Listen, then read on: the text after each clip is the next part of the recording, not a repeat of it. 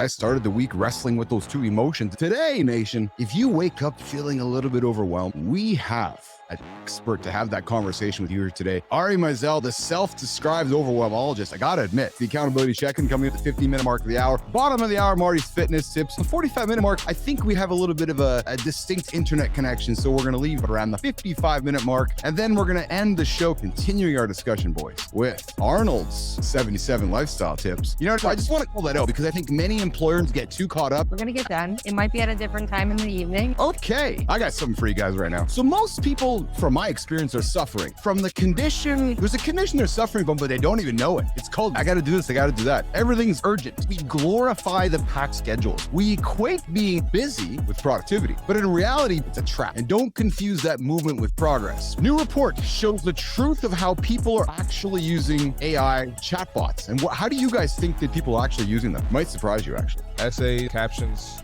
For me, first thing I think of is essays and captions. What about you, Johnny? I think that generally people use a tool like this because they're trying to find, I don't want to call it a shortcut, but a more efficient way to get things done. So the vision Keith and Marty have is we're going to have the AI bot part of the show. Your 11-year-old son uses it. My kids use it, but I'll tell you right now, Marty, my kids aren't using AI as much as I am as an older human. It's over my head, but he's coding games and building things that'll help him troubleshoot. You're absolutely right. And Uday, go live with Putin? All right, bring him to the table and we'll bring Putin to the table. We'll bring Kim Jong to the table. So I knew it was on yesterday at 7 o'clock Eastern time. 42 minutes, I tuned in. It was very much a puff conversation of just a couple boys standing around blowing smoke up each other's ass. It's just a platform of diatribes and interesting points along the way. All right. A lot of it really starts with tracking and identification there. But the truth is that a lot of people are overwhelmed, and a lot of people who are overwhelmed don't actually know what's causing the overwhelm. The idea of stopping and trying to figure out what's going on, it's a little bit more strategic thinking sometimes. So identifying like really what's happening, and some of that sounds really basic, like how am I actually spending my time? How much time am I really spending?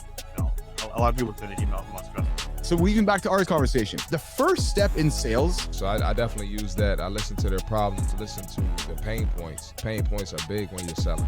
You want to fix the problem. That should be the goal. If I get really beefy on it, the emotion is through the brain. Like why I focus on story, why I get really excited about story is because there is a neurological reaction that can happen between two individuals, which result in a feeling of emotion. But when we create connection through story, there is a response in our brain that results in that emotional connection. When somebody is talking about facts and figures, there's two areas in your brain that are lit up. One is really just the processing and the other is just the understanding. When somebody hears story from that individual, there are 6 areas of your brain that light up. And so it really is through the brain, but it has that emotional connection. And that's why it's so powerful.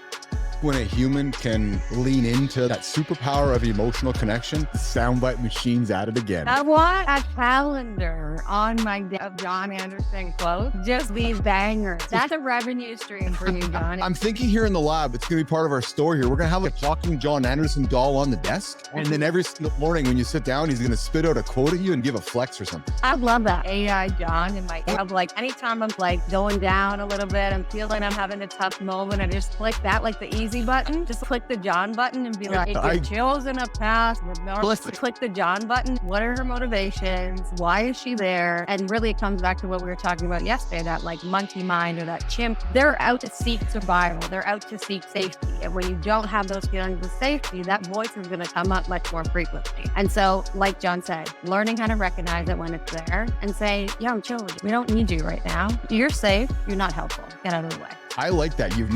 I like that you've created enough awareness in yourself to know that I don't like this person. I'm actually going to put a name on this person and I'm going to address this entity inside of myself, separate myself from it and talk to it so I can walk away from it.